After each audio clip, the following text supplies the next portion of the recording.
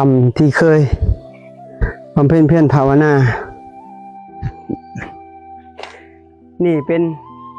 ธรรมน้ำย่อยครูบาย่างธุดงค์ทุกปีจากไต่ขึ้นเนื้อหอดไต่ครูบาจะมาเก็บโตอยู่นี่ชาร์จแบตเตอรี่อยู่นี่ญาติโยมเขาก็บางคนก็ฮู้จักบางคนก็บ่ฮู้จักเพราะว่าบางครั้งเขาก็บ่อยากให้ไปฮู้ก็โกนฮู้แหละเขาสิมารบกวนเขาสิบ่มีความสุขเขาสิอยู่บ่ได้นี่ใส่อาบใส่กินมันน้ำย่อยตำฝานี่พอได้ใส่น้ำใสๆเนี่ย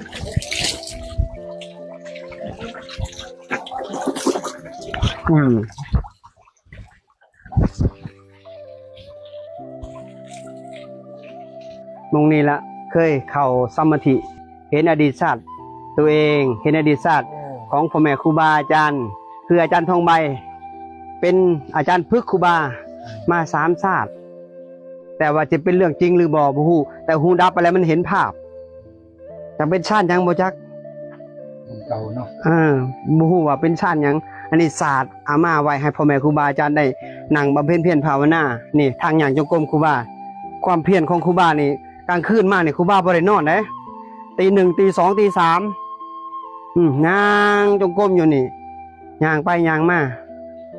ความเพียรนี่มีส่วนห่วมนี่มีครูบาแลบมาเฮ็ดทางอย่างจงกรมให้แต่ละมื้อนึงแล้วเพิ่นมาเฮ็ดซอยแล้วก็เพิ่นก็ลงไปครูบาก็อยู่บำเพ็ญผู้เดียวครูบามาบำเพ็ญอยู่นี่ประมาณปีละครั้งทุกปี 3-4 ปีครูมาอยู่นี่ประจำอยู่ในถ้ำแห่งนี้เวลาฝนตกเวลาอิหยังออกมาเนี่ยครูบาอยู่นี่สบายฝ่าห้องยังสบายอยู่พุ่นจะเป็นถ้